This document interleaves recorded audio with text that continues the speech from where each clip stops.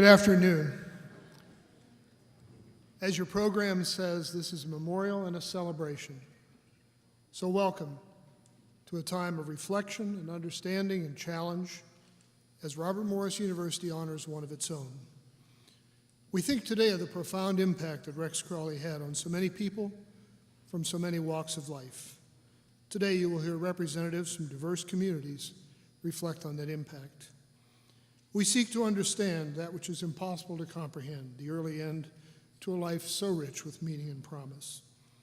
And today we seek to respond to a challenge. The stretch and the reach of Rex's life will have even more power if each of us here today in his own way rises to the challenge of carrying on what Rex believed in and what he lived. At his funeral, Rex's sister Sylvia spoke of picking up the torches, and that's what we must be about. Sharing this day with Rex's RMU family and friends are his own family and friends. We especially want to recognize the immediate family, our wonderful faculty colleague, Dr. Daria Crawley, Rex's parents, James and Marie Crawley, Rex's sisters, Helen Austin and Sylvia Milbury. Will you rise, please, so we can greet you?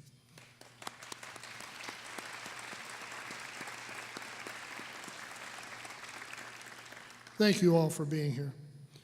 I hope all of us will take time at our reception following the ceremony to greet these family members who know most deeply the loss that all of us feel in some way. In addition to the immediate family, there are many others from Rex and Daria's family, special friends from near and far, community dignitaries, all of whom are seated here to show their support for Daria, for Rex's mom and dad, for Helen and Sylvia, and for Xavier and Vaughn. The term I use to describe the quality I most admired about Rex is manliness. I heard him share this lesson many times with the many young men that he nurtured and mentored. True manliness, Rex said, means cherishing family and respecting other people. It means living a life in your faith and reflecting spirituality in all you do. Manliness means conducting your professional life ethically and with dignity. And manliness means reaching out to others, men and women, old and young, strong and weak, to offer the greatest gift that we can give, love and friendship. Those are the qualities of Rex Crawley that we honor today. Our speakers will come to the podium without further announcement. You can follow in your program to identify the section of the podium. We begin with Pastor Giles. Greg? I'm coming to share a portion of scripture. It comes from the book of Isaiah, chapter 54, verse 14 through 17. It says, for your hearing, in righteousness you shall be established. You shall be far from oppression, for you shall not fear. And from terror, for it shall not come near to you. Indeed, they shall surely assemble, but not because of me. Whoever assembles against you shall fall for your sake. Behold, I have created a blacksmith whose wind the coals of fire blows, who brings forth an instrument of his work, and I have created the spoiler to destroy. No weapon formed against you shall prosper, and every tongue which rises against you in judgment you shall condemn. For this is the heritage of the servant of the Lord, and their righteousness is in me, says the Lord. This is the reading of the text. Often when someone passes away, we are tempted out of our grief and sympathy to overstate what that person has achieved. Yet in the case of Dr. Rex Crawley, it seems impossible to overstate the impact he had on Robert Morris University, to overestimate the lives he's changed, or to exaggerate how much better he left this university than when he found it. Every day he was here, Rex challenged Robert Morris University to be better, to be a more inclusive campus that values the talents of all its employees, regardless of their background, their race or nationality, or their physical limitations. As chair of our Council on Institutional Equity and a member of my cabinet, Rex demonstrated that inclusiveness is not merely a matter of social justice and equality, but it is the only way the university can truly reach its fullest potential. As a scholar, professor, and mentor, Rex worked tirelessly to provide opportunities to all students, no matter where they came from or what they looked like, and urged all of us to do the same. Nothing stands out more, of course, than his work to boost the achievement of young African American males. Identifying the factors that made black men succeed and isolating the traits shared by high-achieving black men was the focus and passion of Rex's scholarship, and was at the heart of his service not only to the RMU community, but to the greater Pittsburgh community. As many of you know, Rex founded the Uzuri think tank at Robert Morris University, which, as we also know, Uzuri is Swahili for brilliance. And this was such a wonderful word to be used for the title, and it was so Rex. The purpose of Uzuri is to produce successful models of black achievement that can be replicated across the entire nation. It may be Rex's most lasting legacy to us, save for the dozens and dozens of students whose lives he changed, to whom he was a beloved teacher and mentor. Rex helped create the Black Male Empowerment Network to provide support to RMU's African American male students, to whom he paid the compliment of high expectations. Rex also set high standards for the young men who participated in the Black Male Leadership Development Institute, for which Rex is perhaps best known in the Pittsburgh community. Rex demonstrated as a mentor to both high school and college-age men that an education is the surest path to success. And when I used to listen to Rex, especially during this program, I used to sit in some of the early stages of that program, I would always think of the famous words that Nelson Mandela said: "Education is the most powerful weapon which you can use to change the world." Rex not only believed these words, but they drove him to do everything he can to instill in these young men that a college degree is not merely a possibility, but it's attainable if only they put forth their best efforts. Now, some of you may take that notion for granted. For others, however, it's a revelation. And it was to them that Rex dedicated his life. We are all better for it, and the better for having worked with Rex. Now, before I sit down, I must confess that one cannot ignore that in addition to all the great work that Rex did and the many lives he changed, I'll always remember Rex as that tall, lean, proud, elegant, and sophisticated black man who was a damn good dresser. And I couldn't help visualizing, as I was preparing these remarks, I just kept on seeing Rex showing up at the pearly gates and St. Peter standing there with his clipboard. Not looking up, St. Peter starts going down the list of Rex's life on earth and begins to check off all the wonderful things that Rex did as a son, a sibling, husband, father, professor, mentor, colleague, friend, Christian, etc. And still not looking up, he begins to tally up all the pluses and a few minuses of Rex's life. But before he comes to the final calculation, St. Peter finally looks up and sees Rex. He steps back, tilts his head, and says, "Looking good, Rex. Come on in." And now the fashion quotient in heaven has just doubled. And I hope that some of you don't take what I'm going to say next as sacrilege or culturally insensitive. But I have another vision all the time when I was sitting down writing these words. And I kept on looking at this weird and pleasant vision of now Gandhi sitting down with Rex in heaven, having a great conversation, and Gandhi's wearing this new bright red Brooks Brothers bow tie. Just picture that in your mind. Rest in peace, Rex. Keep on doing what you do. And keep on looking good. Thank you.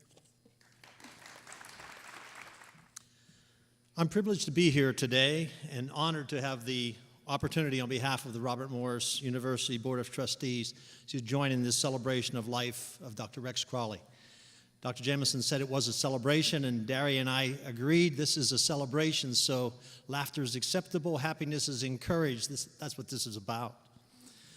While I can't specifically recall the first time I met Rex, I do vividly recall the date of May 13th, 2010. That was the date of the first meeting of the RMU board in which I had the privilege of serving as chair. To say that I felt overwhelmed by the responsibility and underprepared for the role was an understatement. As I reviewed the agenda for that day, I noticed that Rex was slated to make a presentation on the university's progress in the area of cultural diversity. Now, if there was a subject about which I knew less and was less familiar, I can't imagine what it might have been. That must have shown in my face or in my words when I approached Rex that day before the meeting and asked him if he was all set. I'll never forget that $1 million smile of his as he looked knowingly at me in that rich baritone voice of his and said simply, "We got this." In that moment, he made a lasting impression on me. And in his presentation that day on the Council of Institutional Equity, Rex made a lasting impression on all in attendance. That was a specialty of his, making a strong and lasting first impression. I'm not certain if it was Will Rogers or Oscar Wilde who said, there's great truth in the axiom that you never get a second chance to make a first impression. Well, Rex clearly understood that. He subscribed to that view. Look at the array of beautiful bow ties that we see around the room today. A very clear tribute to the view that it's okay to be different. It's okay to be unique, to be you.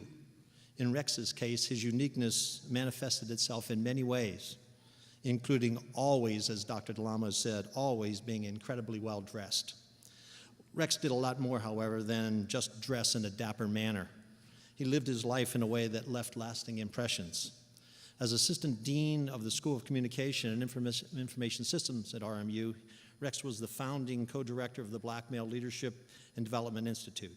The institute grew from a one-day seminar sponsored by the Ermard League in 2007 at Duquesne University to a year-round program, culminating in a week of workshops here on the RMU campus on education, sports and leadership, character and ethics, and conflict resolution.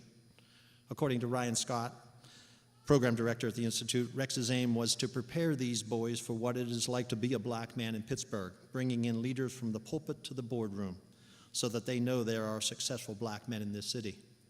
It's very fair to say that BMLDI, in his leadership, Rex had a profound and lasting impact on hundreds of young men throughout the Pittsburgh region and beyond. While Rex never did what he did for recognition, others nevertheless did notice. In 2011, he received the Racial Justice Award from the YWCA of Greater Pittsburgh.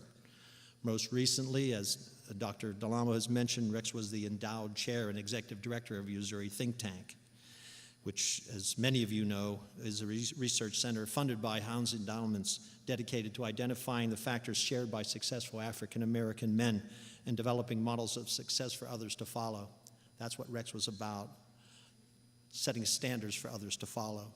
He served as church administrator at Greater Zion Temple Pentecostal Church, was an active member at Triumph Church, and served as president of the Jefferson County chapter of the American Cancer Society.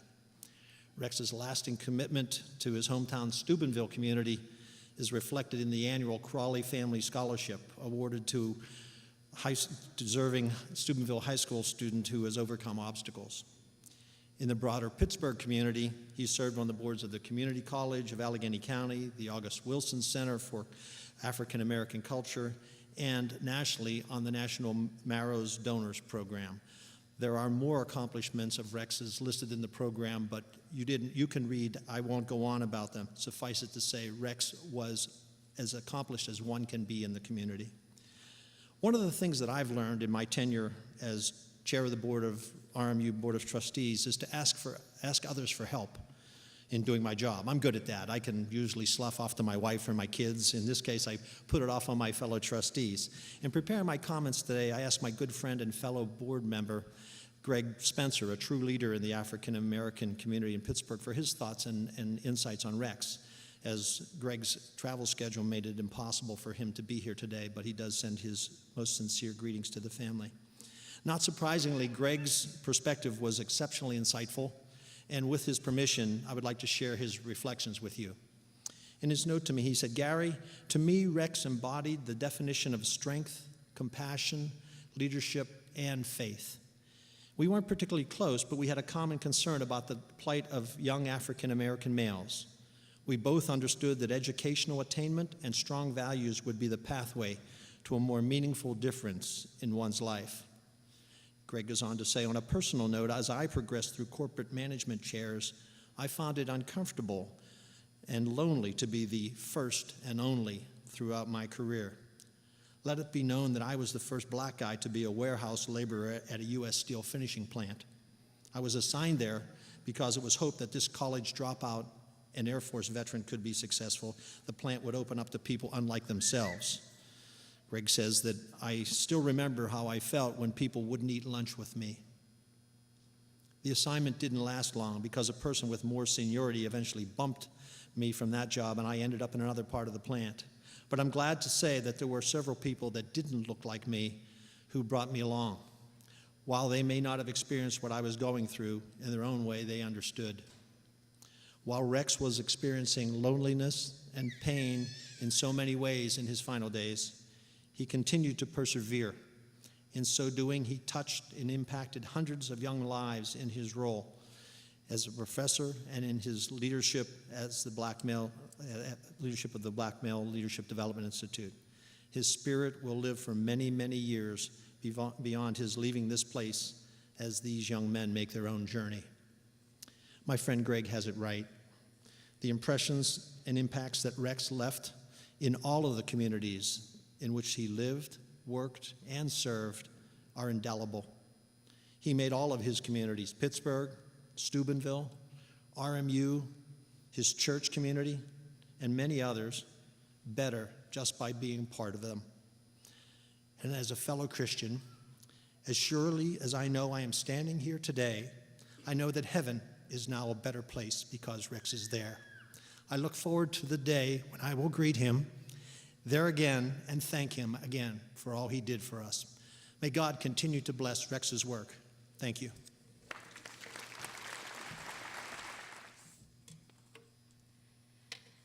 I am honored to talk about Rex Crawley's impact on the School of Communications and Information Systems.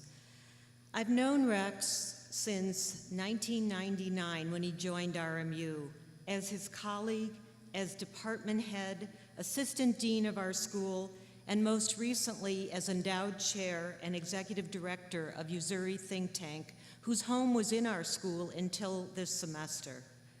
To understand his impact on our school, I asked others for their stories and their thoughts. I'd like to share a recent one from Dr. John O'Banion. John was head of the communication department in 1999 and hired Rex as assistant professor of communication. About a year ago, John was shopping in a local jewelry store. While making small talk with a salesperson, John told him that he is a professor at RMU. The salesman enthusiastically recounted a story about how Rex had mentored him. Having overheard the conversation, other employees gathered around John to reminisce about Rex's impact on their lives. When John mentioned that he had hired Rex, his stature rose, for he had brought Dr. Crawley to RMU. The story, one of many I've heard, illustrates the reach and depth of Rex's impact on our students. It also shows that so many felt a close personal bond or connection with him. Rex's gift for developing connections was evidenced in the positions he held in our school, and I will highlight a few. Rex was head of the communication department from 2004 until 2009.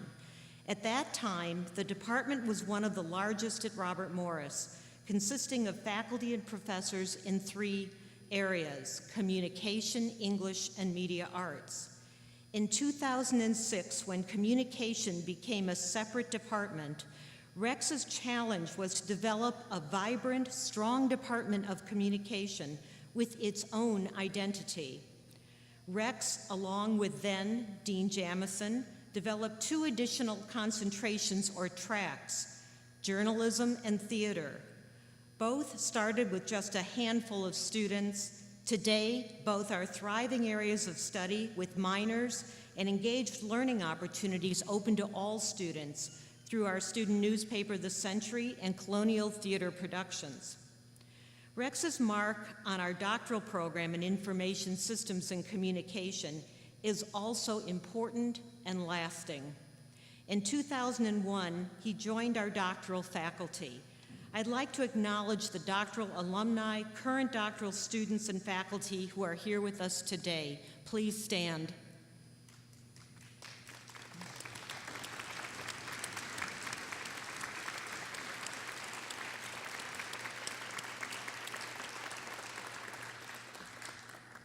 Thank you. As a teacher, scholar, a cohort mentor, advisor, and co-director of our doctoral program, Rex helped develop its growth and direction. He advised a dozen doctoral students' field projects or dissertations and served on more than twice as many doctoral committees.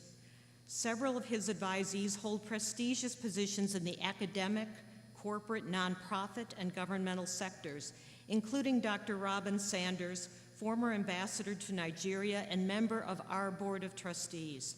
Dr. Sanders regrets that she is out of the country and cannot address you today. For 6 years, I was fortunate to have team taught the doctoral proposal course with Rex. Together, we helped students create sound research proposals. Not surprisingly, our doctoral students awarded him a certificate for outstanding teaching. In 2009, as a seasoned academic administrator with an impressive record of teaching, scholarship, and service, Rex became assistant dean of our school. He embraced this role seamlessly, broadening his efforts and vision from one department to encompass the entire school. His impact was felt almost immediately. For example, he was instrumental in integrating the organizational leadership department into our school. He helped incorporate cultural sensitivity and diversity into our curriculum and with our interactions with students, the community, and with each other.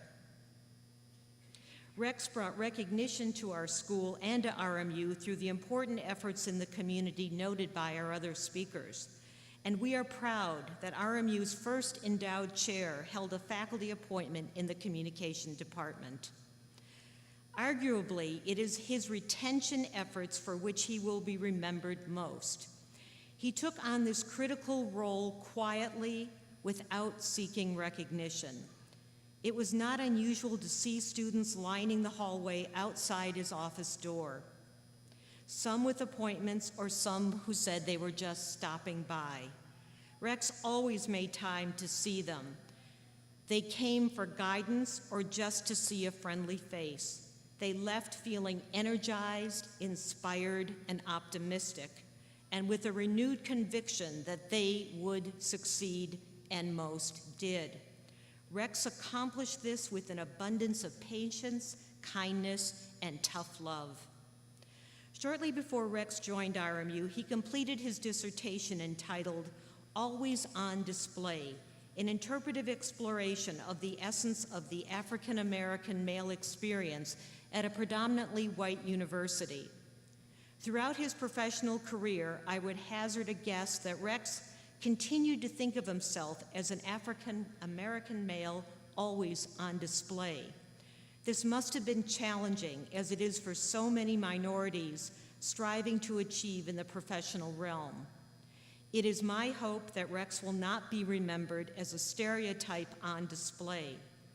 Rather, we will remember him for the life-changing research he initiated as a gifted teacher, an influential community leader, a loving son, brother, husband, and father, and as our dear friend.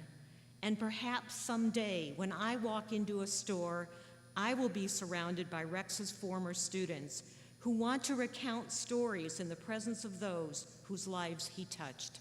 Thank you. When I find myself in times of trouble, Mother Mary comes to me, speaking words of wisdom, let it be. And in my hour of darkness, she is standing right in front of me, speaking words of wisdom, let it be. Let it be, let it be, let it be, let it be. Whisper words of wisdom, let it be.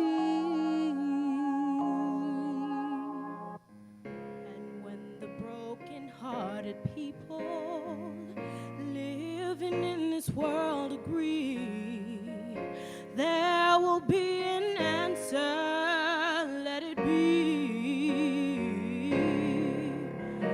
For though they may be parted, there is still a chance that they will see. There will be an answer, let it be. Let it be, let it be, let it be, let it be. There will be an answer, let it be, yeah. When the night is cloudy, there is still a light that shines on me. Shine until tomorrow, let it be. I wake up to the sound of music. Mother Mary comes to me, speaking words of wisdom. Let it be, yeah. Let it be, let it be, let it be. There will be an answer. Let it be, let it be, let it be, let it be, let it be. There will be an answer. Let it be.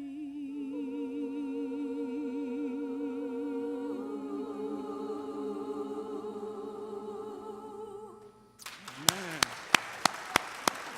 Right.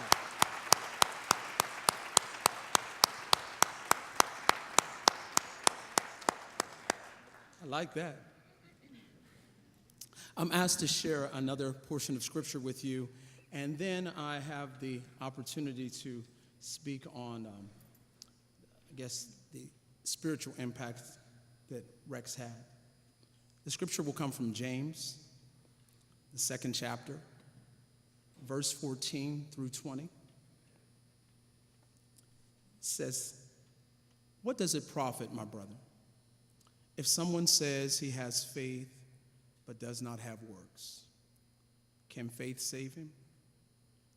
If a brother or sister is naked and destitute of daily food, and one of you says to them, 'Depart in peace, be warm, be filled,' but you do not give them the things which are needed for the body, what does it profit? Thus also faith by itself, if it does not have works, is dead. But if someone will say, 'You have faith, and I have works,' show me your faith without your works, and I will show you my faith by my works. You believe that there is one God. You do well. Even the demons believe and tremble. But do you want to know, O foolish man, this, that faith without works is dead?" So ends the reading of the scripture. I was asked, and first I want to give honor to the family, to Daria, to the Crawley family, to all of you who have come out to celebrate the life of Dr. Crawley. I'm asked to speak on his spiritual life. And you know, I like to grab those two scriptures because I believe that those comprised a lot of the essence of who Dr. Rex Leroy Crawley was.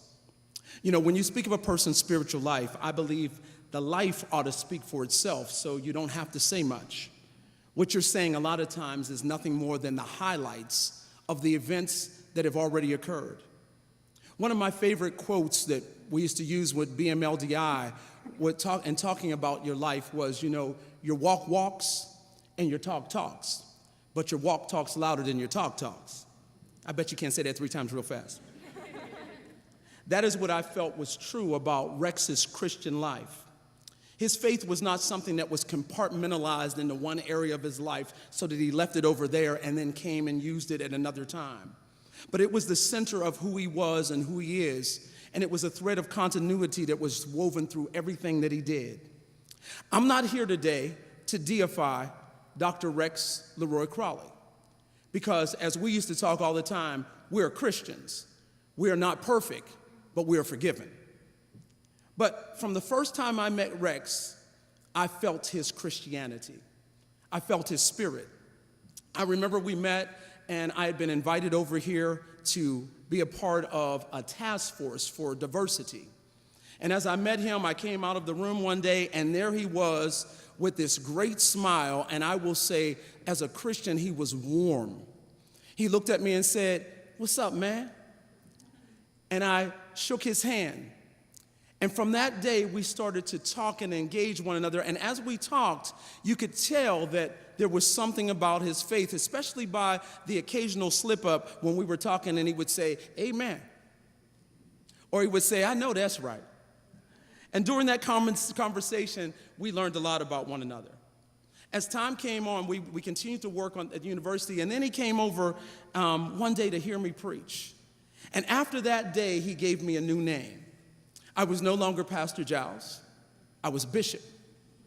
Every time he saw me, "What's up, Bishop?" And we developed a friendship. From there, we served on various task forces. We served on boards together. He helped me. We advised. We started the first choir that was over here. We did so many things over the last 11 years. It was so exciting. And then my wife worked with him. He was a friend of hers. But his faith, see, because you can tell a person's faith by what they do when they don't know that everybody's watching. He encouraged so many people. So one day he came over to my church to talk to the young people. He wanted to talk to them and let them know they have opportunities, and he wanted them to see his story of faith as an African-American man who was successful. He wanted to remind them of 2 things: that they could do anything that God had created them to do as long as they kept Jesus as the center of their life, and that you will never get a degree that will employ you for playing Madden. Rex came at him straight. He told him, "You know what? You play too much. You got to learn to stand up. And if you got faith, then you got to believe that through your faith, you can do anything." But then he kept coming over to church. He would visit periodically. And one day, I'll never forget it. He walked in, and our drummer wasn't there. Now, Rex and I had talked about all the things that he had done at his other church, and we talked about him being an administrator, but we never talked about him playing an instrument. So my drummer wasn't there, and he walked up and he said, "Doc, would you mind if I played?" I didn't know if he could play the drums. But I knew he wasn't going to do anything first that was going to embarrass God. I knew he wasn't going to do anything that would embarrass himself. And I was praying he wasn't going to do anything that was going to embarrass me. He started playing those drums, man, and he rocked those drums. I mean, he played tremendously. It was fantastic. And then he kept coming over periodically with the doctrinal students, and Sam Thornton and others, they would come over, and it was a great experience. And we became brothers in Christ. Not only were we brothers, who just happened to be 2 African-American men, but we became friends, and we started doing a lot of things together. And I embraced my new name, because when I answered the phone, I knew who it was: Bishop. And it was a great thing. But he also displayed something that sometimes your spirituality doesn't allow you to express.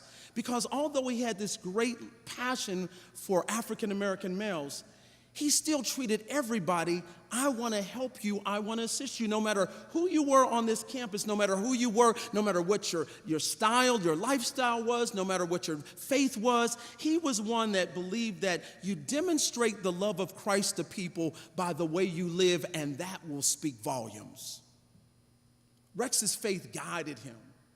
You know, that's why he did so many, as we say, amazing things. The things that he did was because he believed that your faith ought to cause you to literally move and dream and have visions that are so big that you can't fulfill them unless God intervenes and does it for you. And that is evident in all of the things that you've been talking about he's accomplished. Now, in your spiritual life, one of the things that we wanted to make sure that as we talked about our spiritual lives is that we have balance. People always think your spiritual life is something that you can't have fun with, and that was one thing we always tried to include. He would call me and say, Doc, we got to try. How do we include this spiritual component in what we're doing? He said, hey, I wanted to call you Doc, and he would always call me Bishop and Doc, and I want to call you to include this in. And we started working together, and it was really great because I got to socialize with him to really see his spiritual life, especially after he met Daria. We got to hang out. I enjoyed, not only enjoying the life, but in the christenings and those things. But we have some pictures. We took pictures all the time. And we have some pictures of some events with us and our wives. And I love looking at, most of them are in my office, and one of them is in my bedroom. And I love looking at the picture because there's one picture of him looking at Daria, adoring her, and he's on one knee like this. But that was how he treated her. And to me, the mark of a person's spiritual faith is how they treat their wives and their children and their loved ones. I could talk a lot more about those things, but Rex's spiritual life, his faith in Christ, showed itself even more pronounced in the weapons that came against him, and that is in his sickness. Those things that tried to rob him of who he was. But even as he was going through it all, the one thing that he stood firm, and if you read his blog, he said, you know what, I'm trusting God to take me through this. The last time he got sick, we talked a lot at the hospitals. We talked at Passavant and at Mercy and even at West Penn. And he talked a little differently this time. He was talking about, as I get that, he was talking about Christ's power in his life and what he wanted to do differently now as he beat this again. And I remember the last time, I think it was the last week before he came to church, he was at church one Sunday, and we had this miraculous event take place. It was amazing. Christ caused a young man who I had never seen get up out of a wheelchair and walk in triumph. He got up and walked, and in my heart, and I didn't mean to be selfish, but I was praying that same miracle that he was giving that young man, he would give Rex at that time with his cancer. But the next morning I got up, and it had to be about 7:45, and the phone rings, and I hear, Bishop! And Rex was so excited for this young man and what had happened in his life. While he's battling cancer in the hospital, he's excited about this young man and shouting and rejoicing about this man being healed. That's what a true Christian life is about, that he rejoiced with those that rejoiced, and he wept with those that wept. Last time I got to see him, we talked just a little bit. Thank God for a sister who can sing, because we started singing Break Every Chain, and I was all on the wrong key, But I read a scripture about Hezekiah. And Hezekiah had a life when, he prayed, he was sick unto death, and God told him to get his house in order. And he said he gave him 15 more years, and we were praying, God, if you would be so kind, do that same thing for Rex. But as I was leaving, I'll never forget what happened. I was leaving, and I said, okay, man, I'll see you later. And he said, one way or the other. And I know what he meant by that, because he knew something that we probably didn't want to admit. Well, as I walked away, I was thinking about that. And, he and I used to laugh about one of my favorite movies. I don't know if you've ever watched it. Denzel Washington is in it. It's Devil in a Blue Dress. I said Denzel, and all the women just went. So y'all come back to me for a minute. But it was about the end of the movie. And Denzel has gone through this whole crazy episode all throughout the movie, and now he's sitting at his father's house, and the movie's about to end with him at his own house. And he's on the porch with one of his good friends. And when that was going on, I thought about how the Bible tells us that one day in our Father's house there will be many mansions. And if it was not so, he would have told us. That's in John the 14th chapter. But as the narrative goes on, the movie, there's a panoramic view of the street that he's on, and he's sitting on his porch, and the narrative says, and he said, and I sat at my house on my porch with my friend, and we laughed a long time. And if Rex was here right now, and we were sitting together back there, in between, we would be laughing about something and joking about something. But I thought about that and I said, I can't wait till the day when we get to be in our Father's house. And I'll get to see him again, because the Bible says that we will be there, and there are many mansions, and if it was not so, he would have told us. And we will sit on our Father's porch at our Father's house, and we're going to laugh a long time. As we celebrate Rex's spiritual life today, remember that your life cannot be compartmentalized. And I will say to Rex, if I could talk to him right now, I'll see you later, one way or another. You know what I never realized about Rex? Was just how tall he was. Said no one ever. I mean, when you talked about Rex, two things came to mind: his intellect and his stature. Those were two things that were very identifiable with Dr. Crawley. He was a tall man. I mean, he wasn't freakishly tall or anything, but he was, like, when I stood next to him, I felt like Kevin Hart, even when I had my tall shoes on, Rex still had 6 inches on me. But it's funny when you see the world from the sightline of a Rex Crawley, what you can see. And so imagine what the world must look like when you're not just seeing from his sightline, but from his shoulders. When I was an undergraduate here at Robert Morris University, I was what you might call a big deal. In my mind, it was. In my own mind, I was what you might call a big deal. And I remember getting a C in Dr. Ruzitz's study of language class. Still one of the best classes I've ever taken. I remember getting a C in your class. Still one of the best classes I've ever taken. I'll pay you later, thank you. And so I got the C in the class, and I'm pissed off, right? Because I'm a big deal in my head. So I go over to Dr. Crawley's office to talk to him like who I would do. And I say, Dr. Crawley, I got a C in Dr. Ruzitz's class. And I was hoping to get some sympathy, or maybe like he would get angry and defend my honor. And he said, did you do A work? I mean, I'm saying, why are you talking about me? We're trying to talk about this professor who gave me a C. Like, whose side are you on anyway? His response was so simple. He said, and I love the way he would call my name. It's Spreadley. This is all on you, man. He said, you have the makings to be a scholar. In fact, you are a scholar. You just have to start acting like one. I had been in scholars classes my whole life, and I had never been called a scholar, ever. It was almost as if Rex had picked me up to get a glimpse of the world from his view.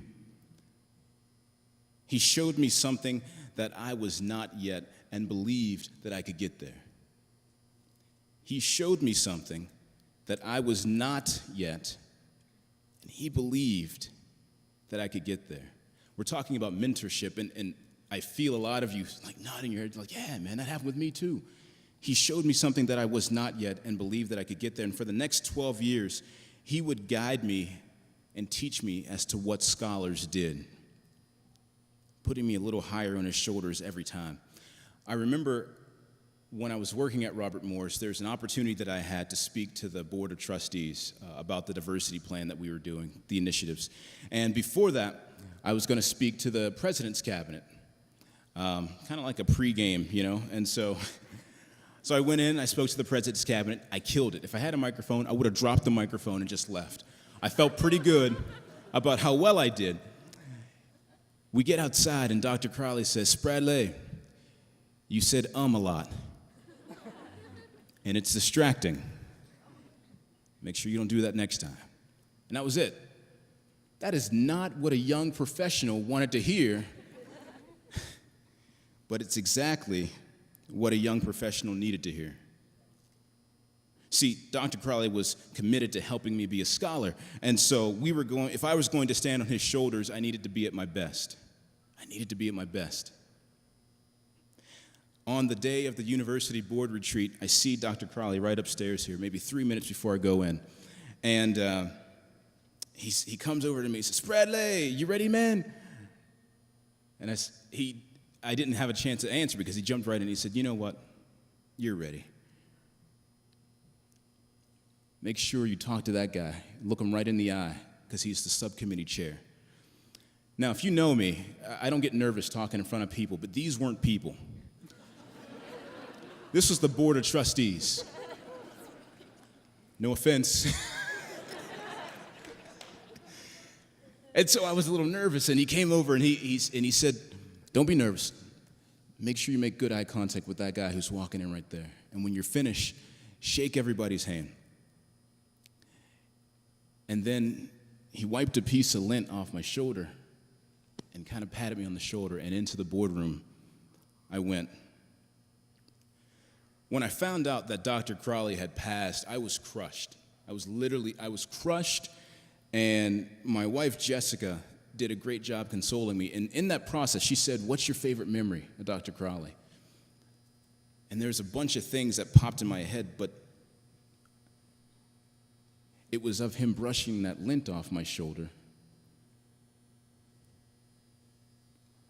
And he patted me on my shoulder and sent me into the boardroom. He loved me, you know? And how is it possible that hundreds of people in this room and hundreds of people who are not in this room could all feel the exact same thing that I felt from one person? How could thousands of people say, he loved me? He brushed the lint off my shoulder too that one time. You show a person the world, the viewpoint from Dr. Crawley's eyesight, from his eye line, and your life changes forever. There is no way I could go back to making C's because I'm a scholar. He told me this. I'm a scholar. He believed that I could. He showed me something that I was not and believed that I could get there. I'm wearing a bow tie today because of Dr. Crawley. I'm taking a speed reading course right now because Dr. Crawley told me he needed a speed reading course when he was in grad school to help him read better. I'm back in Pittsburgh mentoring black males through a fellowship from the Heinz Endowments, and I'm working on my doctorate at the University of Pittsburgh in education because he called me in April and said, Spradley, there's an opportunity that you need to look at.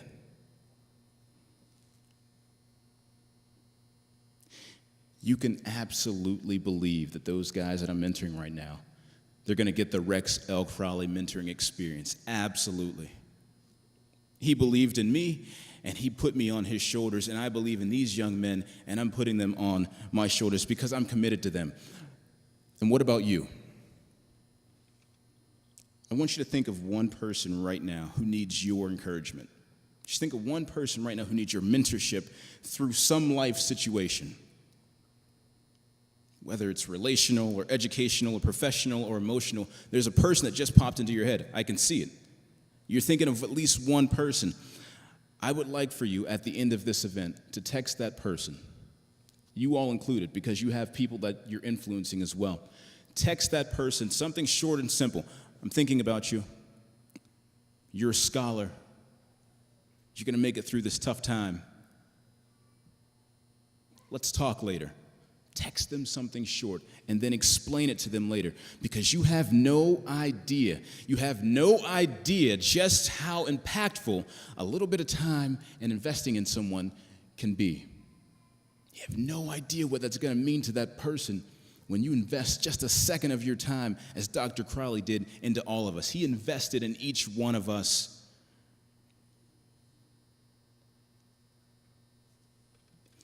Daria, you've been incredible through this process.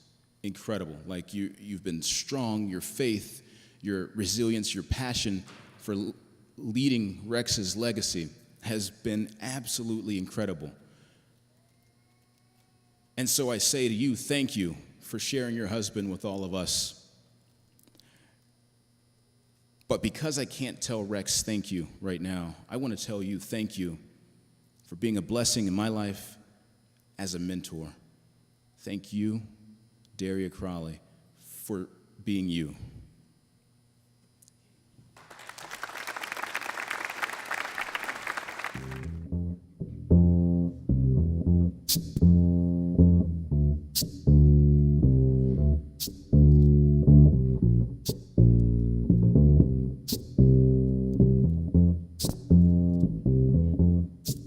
When the night has come and the land is dark and the moon is the only light we'll see. No, I won't be afraid. No, I won't be afraid. Just as long as you stand by me. So darling, darling, stand by me.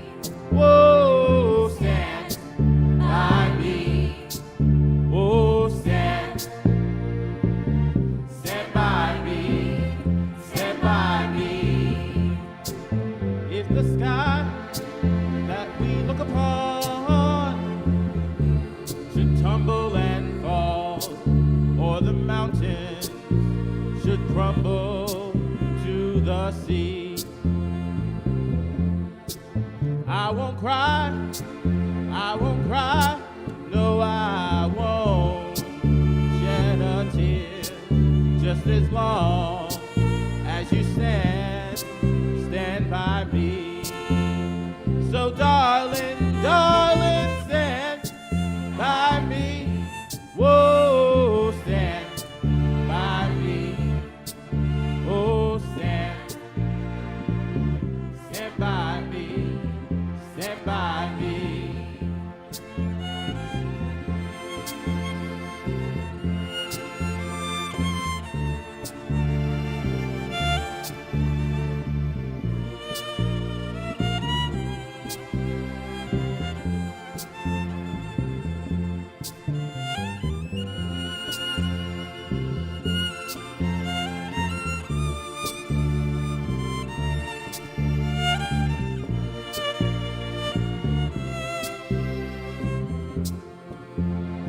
So darling, darling, stand by me.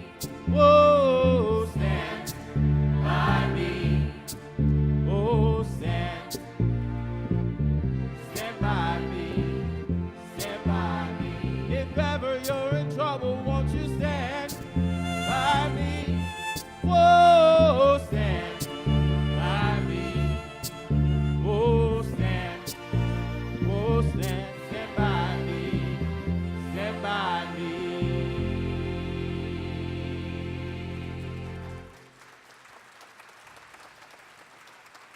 Good afternoon. I'm Seth Finn, if you haven't been following the program, a member of the faculty. It is, of course, an honor to be selected to speak at this community-wide commemoration of Rex Crawley's life. And most of all, to be asked to speak as Rex's colleague on behalf of the entire faculty of Robert Morris University. a faculty whom I dearly love for their dedication to their students. But today I have traveled here because I loved one special faculty member. And I want us to remember what Rex did for us and why we should always remember what Rex did for us. Now, on paper, I was an obvious choice to talk about Rex as a faculty colleague. I think Rex and I set a record that is unlikely to be broken at Robert Morris. We team taught a third-year doctoral seminar in the groundbreaking Information Systems and Communication program for 8 years in a row, from the fall of 2002 to the fall of 2009. As all faculty know, team teaching can be an arduous task. It requires a very intense meeting of the minds, especially in our case. The seminar was devoted to research methods. Rex was trained as a qualitative researcher. I was trained as a quantitative researcher. In short, we had philosophical differences. Yet every year we had to agree on the goals of the course, the readings assigned, the seminar presentations, the direction of classroom discussions, how to assess student work, and on one momentous day every December, each doctoral student's grade. 2 egos, 2 superegos, 2 ids melded into one. So when someone asks me what Rex did for me, that's simple. Rex, gracious as always, made it a joy to teach a doctoral seminar on research methods. But the question today is, why should you or I commemorate a now fleeting joy? Why should you or I always remember that it was a joy to be Rex's colleague? What made the relationship joyous?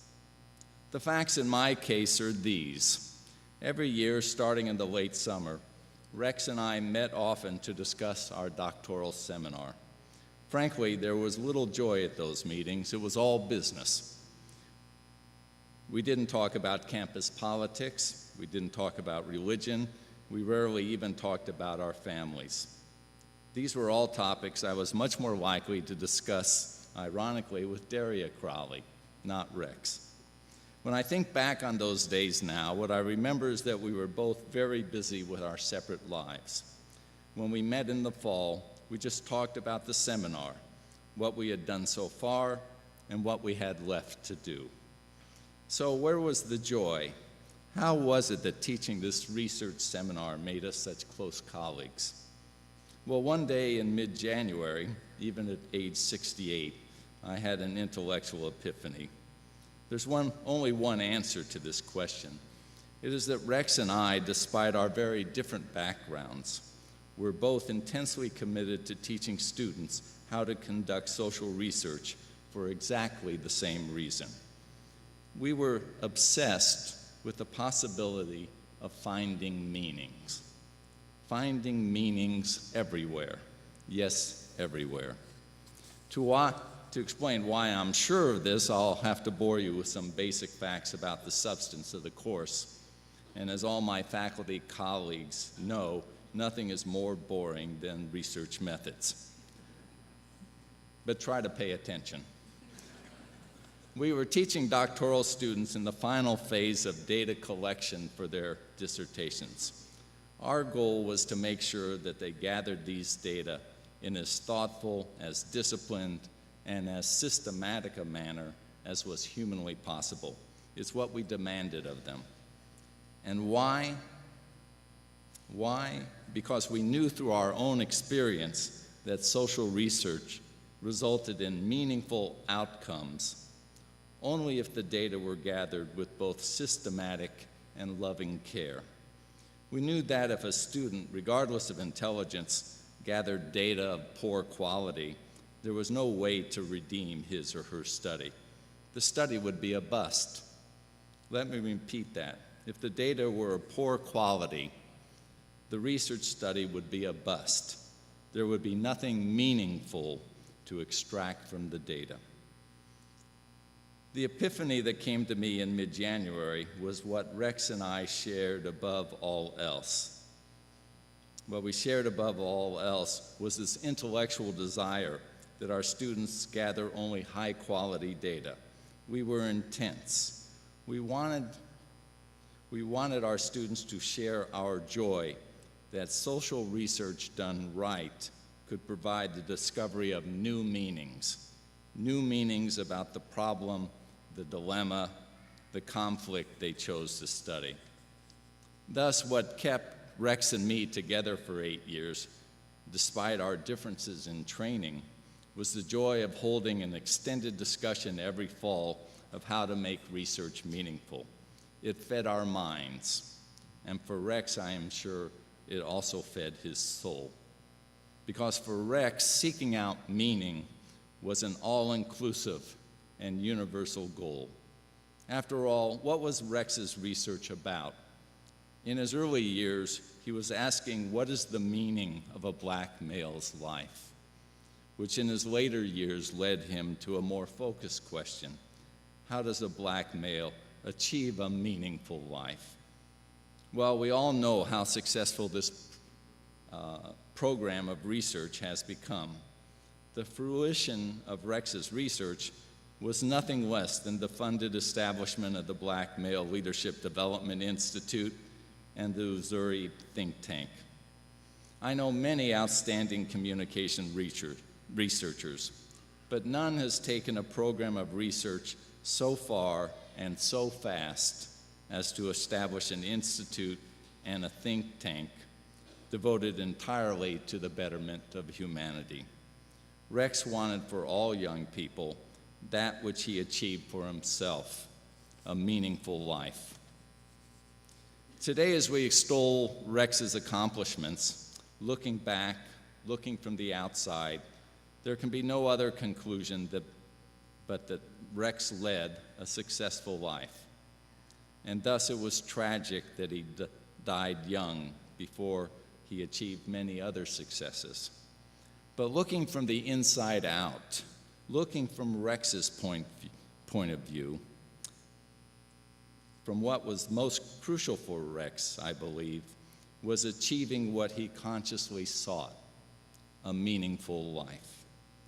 With his family, with his colleagues, with his community, Rex led a life that had meaning, a meaningfulness which no tragedy can terminate. And because his life held meaning for him, and he shared it with us, Rex's life was complete. It was whole. It remains immortal. It was the life Rex sought and the life Rex sought for others. It was a life that we should never forget. Good evening, everybody, ladies and gentlemen. Let me first say I'm very honored to be standing here. I am one of his students that he mentored. My name is Joel Gray. As I was sitting there listening to everybody speak, it's incredible to see how at every level Rex impacted people, and his legacy is definitely here on this campus. And I was just thinking, wow, Rex was able to even show that to his students, so much that I felt like a son to him. And I remember the first time I met Rex, it was in the old cafeteria. And first it was just him just simply, perusing through, but him and Mr. Spreadley was informing young black men here about the Black Male Excellence Network. And so, I was a driven kid freshman year, and so I decided to go to that meeting. And when I went there, I just seen how he wanted to embody being a mentor to young men, young African-American men, and young men in general on this campus. And so, to make a long story short, I was blessed to become the first president of the Black Male Excellence Network, which was really huge for me. Thank you. Thank you. That was my first position as a president ever. Never ran for president in high school or anything like that. So it was such a new experience for me, what that takes and what that means to me. But like I said, Rex was a mentor. So it was like an open door policy. I would go there and we would discuss B-Men, but then after about 10 minutes of that, we would just simply discuss life. And I thought that was really huge, that I had a man of his stature that I can go to his office and speak just about life, spiritual grounding points, and everything like that. So that's how he impacted me hugely with the B-Men program. And then I was having a conversation to him just about life again, and he enlightened me on the CIS program here and the master's program, because I was considering doing integrated grad school here. And so I stand here to say that he definitely encouraged me, and I'm an integrated grad student here in the CIS program. And when I told him that, he sent me this email that just really touched my heart. It just basically simply said, "I'm proud of you and keep going." And that little bit of encouragement is just, it means a lot to me. And to be standing here because I know he impacted a lot, thousands of students, young black men, and to be standing here, it's an honor. And when I was trying to put together my speech, I got a quote from him that really touched me. It said, his goal was basically to get more young black men off the bench into life's playing field. And that means a lot, because that means at all levels, no matter what it is. So one last thing to reminisce on is at we used to have B-Men retreats to try to get the vision together for what's the next steps. And at at our last retreat, we came up with this theme called B. So it's like be whatever, input a word. And so I thought to share a little poem I wrote for what he taught me to be. Be a scholar by maintaining a GPA of 3.5 or above. Be an innovator by creating organizations whose objective is to better the next generation. Be a leader by first mastering what it takes to be a follower. Be an overcomer by conquering any form of obstacle and never stopping until you reach your goals. Be a child of God by having a vision, because Proverbs says in chapter 29, verse 18, where there is no vision, the people perish. But he that keepeth the law, he is happy. Be Men, the organization that provided me a leader I will never forget. Be heard. Dr. Crawley once said, the African-American voice has been muted. Be respectful. Dr. Crawley advised me to never fear to take risks, but always honor your elders and authority. Be grateful. Dr. Crawley will want us all to take a moment to stop, breathe, and appreciate life in its precious time. Be dapper. Dr. Crawley will look at me today and say, "Joel, you look nice. I like that bow tie on you. It's a good look." And finally, be like Dr. Rex L. Crawley. Thank you. Thank you. I'm honored, I'm humbled to be here amongst all of you. The word that comes to my mind when I think of Dr. Rex Leroy Crawley is two words, actually. It's divine intervention. And it's funny, Dr. Finn made a good point earlier. He talked about data collection. Wow, think about data collection. I could recall 5-6 months ago, Dr. Crawley asked me, "So how are we doing with your data collection?" Talk about bringing back some memories. I met Dr. Crawley about 5 years ago to this date. It was the winter of 2009. And I was contemplating whether or not to pursue a law degree or a doctorate degree. And I picked the phone up one day and I called Dr. Crawley, who I had met at a previous occasion. And he said, "Hey, why don't you come down and let's, sit down in my office and, talk about it." And we did. Spent about 45 minutes to an hour. At that point, I got up. He walked me over to Dr. Dan Rhoda. Dr. Rhoda pulled out a yellow sheet of paper, and he goes, "Law school, doctorate degree. All the pros, all the cons." At the end of the day, here I am, graduated May 10th, 2013. Rex was not only my frat brother, he was not only my advisor, but more importantly, he was my friend. We spent a lot of time together. Every time he was at the hospital, I would visit him, and we would talk. The thing that I remember the most about Rex was his unselfishness, his willingness to go that extra mile despite the fact that he was going through so much physical pain. That's courage. That's tenacity. And that's something that has left a lasting impression on me, and I'm sure many of you seated in this room and afar. There are other individuals in this room that know me from my days at Pitt. He's here today, Dr. Leon Haley. We had many conversations. It's like deja vu.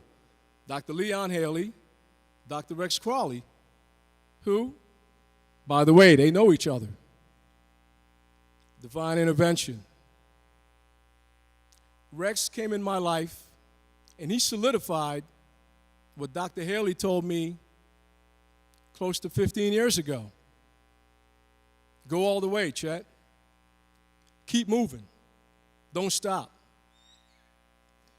I often joked with Dr. Crawley, and I said to him, I said, you know what, Dr. Rex, aside from the 2 drill instructors that I had when I was in Marine Corps boot camp, Parris Island, in 1985, I'm going to take a picture of you. I'm going to take that cutout of you, and I'm going to put your picture right next to those 3 DIs that gave me hell at Parris Island. I was 19, 20 years old. That's the lasting impression that Rex left on me. Rex and I are peers. We're both married, beautiful wives, children. Vaughn, Xavier, Daria, beautiful lady. And for me to stand here before each and every one of you, I am humbled, but I'm honored, because the purpose of this occasion is to celebrate the life of a great man. I'd like to share with you an email that Dr. Rex Crawley sent me. It was sometime around August of last year, around the time I finished my dissertation. It reads like this. Dear Dr. Thompson, allow me to jump in line in congratulating you on both the successful completion of your degree and its UMI publication. It's been a long but productive road, and you have traversed it with both dignity and excellence. I wish I could assure you that your work is over. I take pause, because when I received this letter, I'm thinking, okay, is there something else I've got to do? In actuality, it is. It's just the beginning. I wish you the best in your life pursuits, and I strongly hope and believe that this experience will open doors for you that otherwise you would never have had access to. Your life will no longer be the same. You're no longer Mr. Thompson. You're officially Dr. Thompson. It's taken me a while to really, grasp that. Trust me. I wish I could assure you that your work is over. In actuality, it's just the beginning. And boy, is it the beginning. The provost asked me the other day, he said, Tret, how's that class coming? I said, oh, it's coming great, Provost Jameson. Meanwhile, back at the branch, I've got to grade some papers, and, hopefully I'm doing it right. I told him, I said, I think they like me. I guess in the end we'll know, right? And the provost just smiled and went on his way. Dr. Crawley goes on to say, I hope your family, and we've heard that word before, and it's been used across, pretty commonly tonight. The word is community. Your family and community appreciate the significance of acknowledging this new identity. You're a humble person, and most likely you will advise people to just call you Chet, and I do. I understand, but I advised against it. America, your community, your family needs to know that there are black doctors in our world, and you are required to acknowledge your status as a community service. I will never forget when I first was able to receive this lesson. A young man came up to me at church, and he said, hello, Dr. Crawley. can I shake your hand? I have never had the opportunity to know a black doctor. It was then that I realized this was bigger than me. We've heard this same theme echoed from the various speakers that came before me. Rex was that type of person.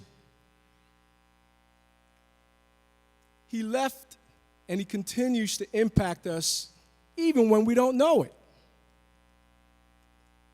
Myself, my wife said to me the other day, you know, Chet, you really are a little bit more intellectual. And I go, well, what, I wasn't before? He goes, Dr. Thompson, I'm proud of you, I'm happy for you, and I congratulate you. I just want to say one thing. I read this email on my phone. I was somewhere up in Monroeville. I was going in between my physician calls. I almost ran into a pole because I was so excited I was done. The second time I read this out loud was to my wife and kids and sister-in-law at the house later that evening. I folded this, and this, you can see it's a little crumble. It's kind of marked up. And I put it away. I tucked it away in my office area. This is the third time I've read this. And every now and then, I'll pass it. And it's taken on a whole new meaning since Rex has passed on. And sometimes it's hard for me to hold back the tears because he's given me something that no money can buy. God bless you, Rex Crawley. God bless you, Daria, sons Vaughn, Xavier, Mr. and Mrs. Crawley, lovely sisters. Thank you for sharing such a lovely son. Thank you. So since I feel like I'm the biggest out of the group, I'm going to keep mine short. It's been a while since I've been here. I actually played football here at Robert Morris for Joe Walton. Got 2 championship rings out of it.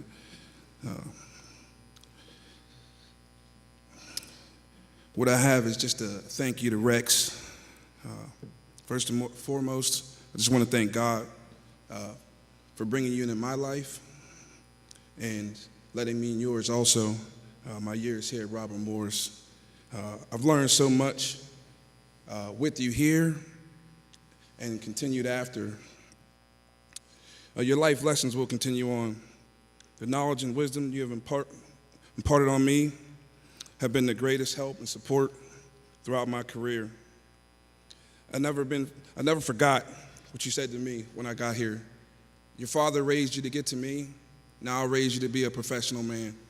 So that way you can continue on and be successful. I believe my success is at least part due to your sincere support and mentorship. I want to express my deepest gratitude for you believing in me and taking me underneath your wing. You've been an excellent friend, a teacher, a mentor, and a father-like figure. Because of that, I wonder how you ever sleep with all these hats that you have to wear. Thank you for being such a great inspiration. You inspired me to pursue goals that I thought I couldn't reach. Hard work and dedication, and hindsight through achievement. You have shown me a value of honesty, sincerity, trust in business. As you battle with cancer, you yet remain strong. Our talks and our texts, you never let me see your weakness. I truly appreciate and value everything I've learned from you. It will forever remain a major contributor in success of my achievement. I really look forward to the day I can do the same for someone else. So Xavier, Vaughn, and my daughter London, I promise to do just that. Rex, I thank you once again for your time, your support, your patience, keeping me in line, helping me to fly straight, become a better man, and a better father.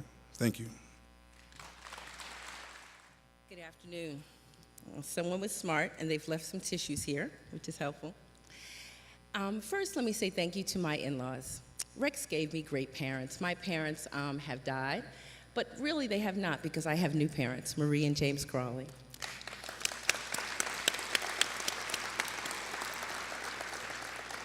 To my sister-in-laws, Helen and Sylvia, we reaffirmed our sisterhood on our drive over to be forthright, to be honest, and to share our constant love, not just of their brother and my husband, but our love for each other. And I say thank you.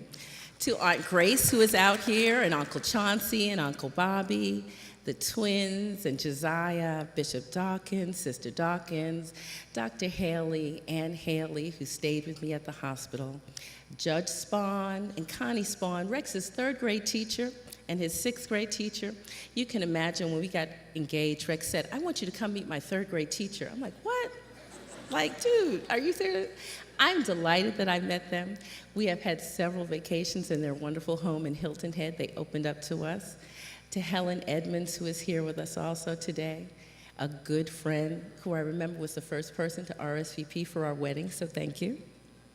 You know, Robert Morris, I have to be honest, I really didn't know about Robert Morris until I met Rex. You were simply a sign on the way from the airport into town. And I met Rex, and he was great. He said, you know, come out to Robert Morris.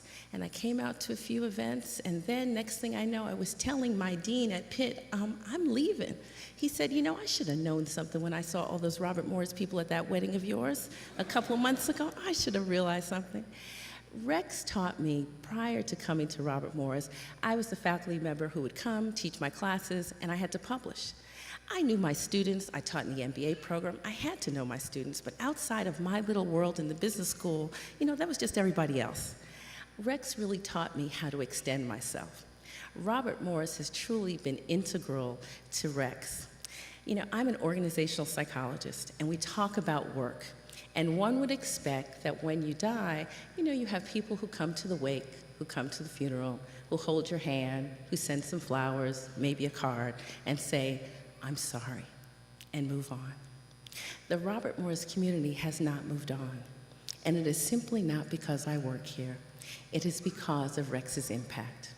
So when you see me on campus and you wonder, am I doing okay? I am, because of the family that I've mentioned and friends. But I'm also doing okay because of all of you. It's quite all right to mention Rex's name to me, to talk about Vaughn and Xavier. I can think about when we were at that Kentucky game and we won. We were right there, and Rex was on ESPN holding Vaughn on his head. We can have and share those wonderful memories. I may shed a tear. I may look a little sad. I may tell you, you know what, I gotta grade some papers now.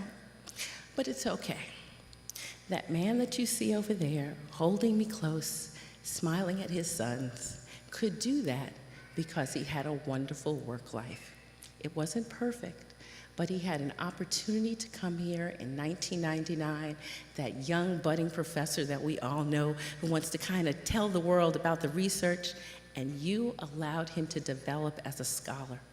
There are not many places who would accept somebody who wants to very solitarily focus on black men, even in 2014 with an African American president. There are many people who would say, that's too narrow. That doesn't apply to all of us. It's simply a deficit model. Robert Morris allowed Rex to expand his scholarship. And for those of us who are professors who have a love affair with the intellect of the mind, when I met Rex, I loved him because we could talk about words and have great metaphors about words, and we asked, what do you have in your hands? And he showed me what he had in his hands. Part of what he held in his hands was Robert Morris.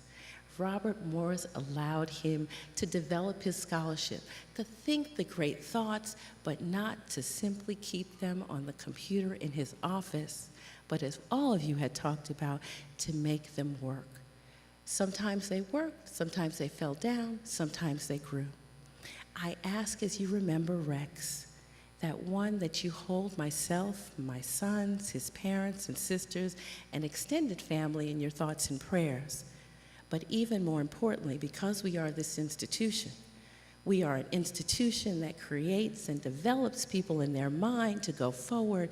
I ask that you continue the research that he has done, that for Uzuri think tank to live, to grow strong.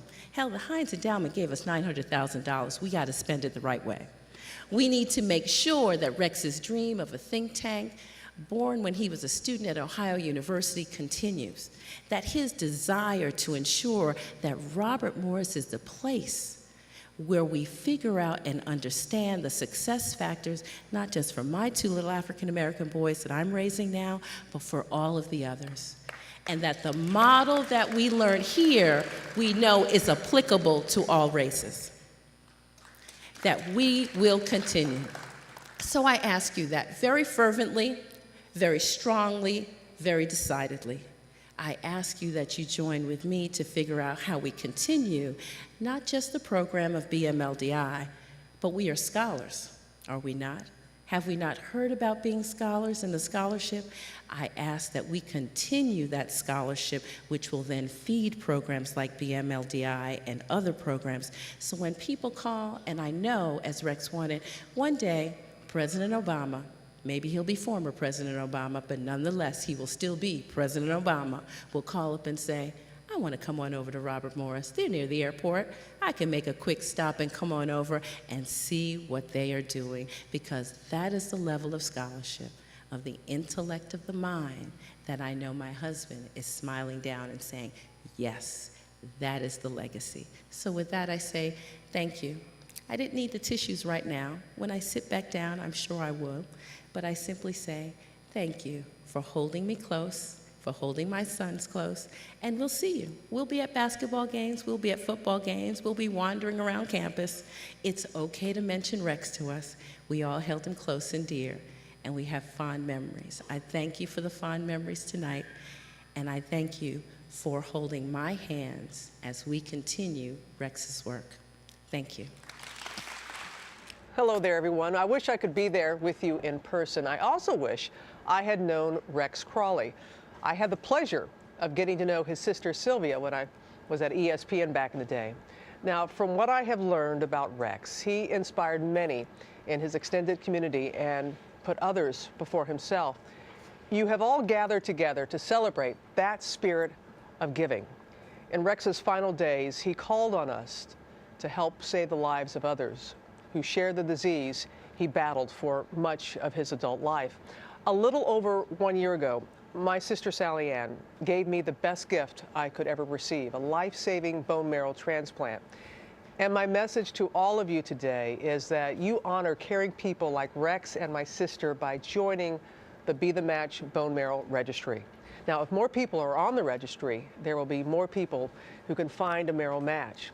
If my sister had not been a match, I would have searched and prayed for a match on the registry. As an African American, your chances of finding a match are approximately 7% compared to 50% if you're Caucasian.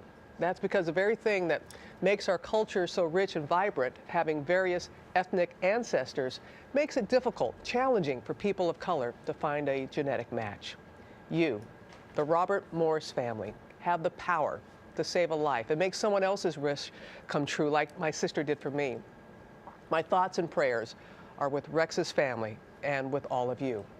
I hope you will continue to treasure your memories of Rex. And please remember, with your help, Rex Crawley can continue to change lives. God bless.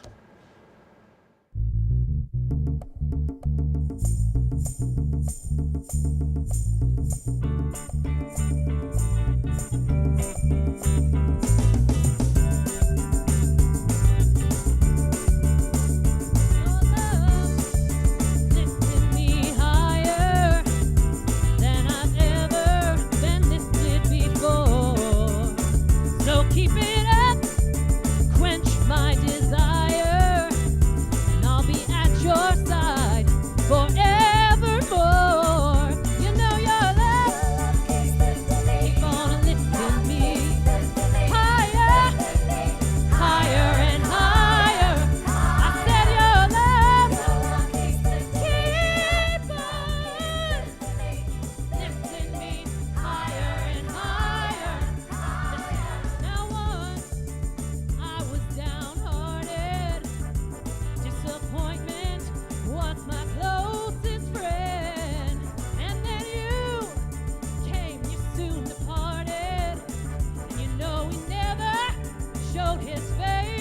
again.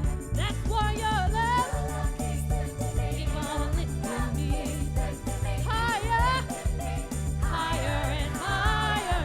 I said your love keep on lifting me higher and higher.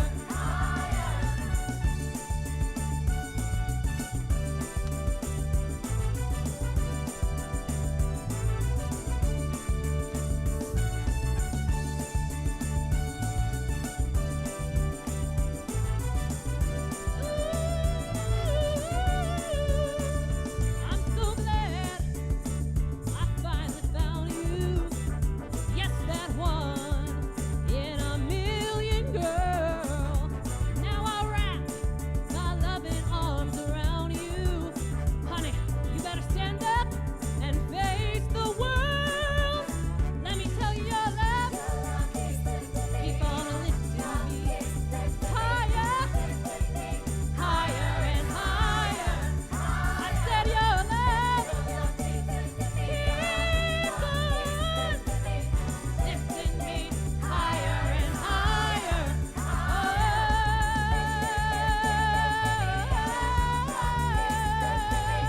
Lifting me higher and higher.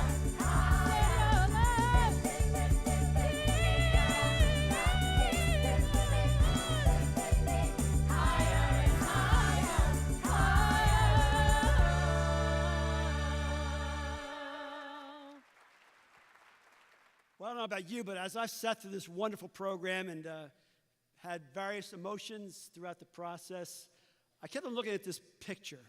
Isn't that one heck of a family picture? Isn't that beautiful? And I kept on looking at that family photo because it really does reflect Rex and his family. Look at them. They're leaning on each other. They're supporting one another. They're smiling. They're having fun. They love one another. That is a family unit. And Rex and Daria have created a great family. And I know Rex, this was labeled as a celebration, and it is a celebration. And I know Rex is looking down at us right now and saying, wow, you really captured it. Especially with all the friends and colleagues and acquaintances, family members, but most importantly, students. Students who sing beautifully. And for those of you who don't know, Rex loved music. And I believe me, he's up there dancing away right now. And to hear his fellow students speak so eloquently between Joel, Jet, Marlon, and others who have really interacted with Rex both in the class and outside the class and come in contact with him, this has really been a special moment. And then we have Mr. Paul Spradley. Paul, you're the mini-me of Rex Crawley. And again, another example of the impact that Rex had. Rarely does one person have such an impact on an institution, particularly a university, that is blessed with so many talented individuals. But Rex Crawley was above and beyond what most institutions will find in a scholar, a mentor, a friend, a teacher, a family member, and so forth. So we are all very, very blessed. And I also want to thank all the people who made this day successful. This took a lot of work. And again, I think Rex and I hope Daria and family have found this inspirational as well. As Daria so eloquently also said, we must carry on the work of Rex. He did great things, and I can tell you, this university is committed to what he started. We will not let it die. We will not let it go away, because there's still much work to be done. And Rex will be the first one to tell you that.